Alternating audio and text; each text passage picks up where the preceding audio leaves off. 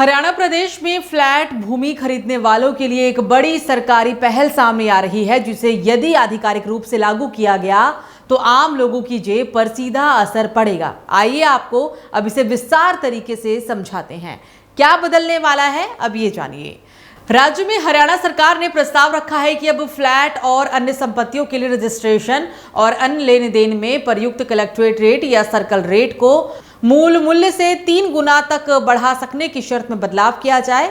आपने जो सुना है, कलेक्ट्रेट रेट का 3 गुना रेट तक की शर्त हटाई जा रही है। यही प्रस्ताव भी माना जा रहा है। इसके अतिरिक्त ये भी बताया जा रहा है कि सरकार 10% तक रेट बढ़ाने की तैयारी कर रही है, यानी संपत्ति के लिए न्यूनतम मूल्य यानी कि गाइडलाइन वैल्यू को वर्तमान स्तर से करीब 10% तक बढ़ाने का सुझाव है। उदाहरण के तौर पर राजधानी के आसपास के इलाकों में पहले ही सर्कल रेट 10% से लेकर 30% तक बढ़ाए जा चुके हैं। इसका असर कैसे होगा, अब आपको ये बताते हैं। खरीद लागत में वृद्धि, जब कलेक्ट्रेट सर्कल रेट बढ़ेगा तो संपत्ति लेन देन पर लगने वाला स्टाम्प ड्यूटी और रजिस्ट्रेशन शुल्क भी सीधे बढ़ेगा। उदाहरण के लिए गुरुग्राम में सर्कल रेट 10% से लेकर 30% तक बढ़ चुके हैं। रेट बढ़ाने से बैंक के द्वारा दी जाने वाली लोन राशि पर भी असर हो सकता है, क्योंकि लोन अमाउंट को निर्धारित करते समय गाइडलाइन वैल्यू को ध्यान में लिया जाता है। कुछ रियल एस्टेट एजेंट्स का कहना है कि ये वृद्धि ग्राहकों के लिए ब्रेक बनने वाली है। बढ़े हुए दामों और बढ़ती खर्चों से मिड इनकम वर्ग के लिए फ्लैट लेना बेहद मुश्किल हो सकता है, और इसी वजह से विपक्ष इसे आम आदमी पार्टी का सपना टूटने जैसा भी कदम बता रहा है। अब इसको लेकर किन किन लोगों को सावधानी बरतनी होगी, अब आपको ये बताते हैं। यदि आप फ्लैट खरीदने की योजना बना रहे हैं, खासकर एनसीआर क्षेत्र या फिर उन इलाकों में जहां पर जमीन फ्लैट की मांग अधिक है, जैसे कि गुरुग्राम, फरीदाबाद और भी ऐसे कई शहर हैं, तो अब बजट को थोड़ा ऊपर रखने की आपको जरूरत होगी। मूल्य, कीमत, शुल्क, टैक्स के हिस्से में अब टैक्स यानी कि स्टाम्प ड्यूटी, रजिस्ट्रेशन शुल्क का भी हिस्सा बढ़ सकता है। सौदा करते समय यह भी देखना होगा कि संपत्ति जिस गाइडलाइन वैल्यू पर रजिस्ट्री होगी वो नई दरों के अनुपात में कितनी करीब है।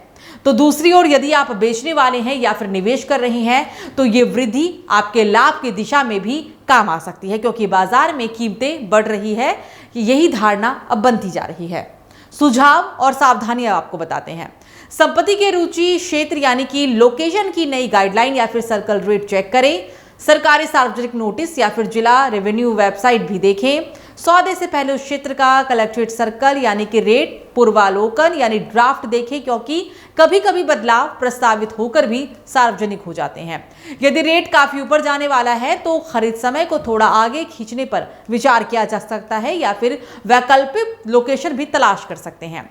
लॉन्ग टर्म प्लान के हिसाब से अगर देखा जाए तो अगर आप 10 से 15 साल का निवेश कर रहे हैं तो रेट की वृद्धि का कुछ असर भर होगा, लेकिन इससे मिलने वाला आराम यानी वैल्यू और रिटर्न भी बदल सकता है।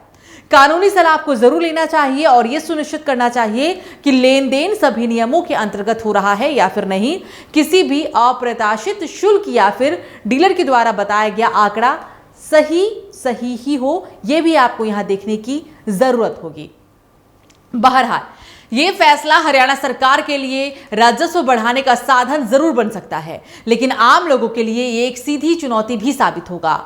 बढ़े हुए कलेक्टेड रेट और महंगे फ्लैट का असर न केवल आम घर खरीदारों की जेब पर पड़ेगा, बल्कि रियल एस्टेट सेक्टर की रफ्तार पर भी ब्रेक लगा सकता है। सरकार का तर्क है कि इससे जमीनों के असली मूल्य का सही आंकलन होगा और राजस्व में पारदर्शिता भी आएगी, लेकिन विपक्ष इसे आम जनता के घर के सपने पर चोट बता रहा है। अब निगाहें कैबिनेट मीटिंग पर टिकी है, जहां पर यह तय होगा कि प्रस्ताव केवल चर्चा तक ही सीमित रहता है या फिर इसे हरी झंडी मिल जाती है। अगर मंजूरी मिल गई तो आने वाले दिनों में हरियाणा में फ्लैट खरीदना पहले से कहीं अधिक महंगा सौदा साबित हो सकता है। अब देखना यह भी होगा कि घर के सपने को पंख मिलते हैं या बढ़ती दरों के बोझ तले दब जाते हैं आम लोगों की उम्मीदें।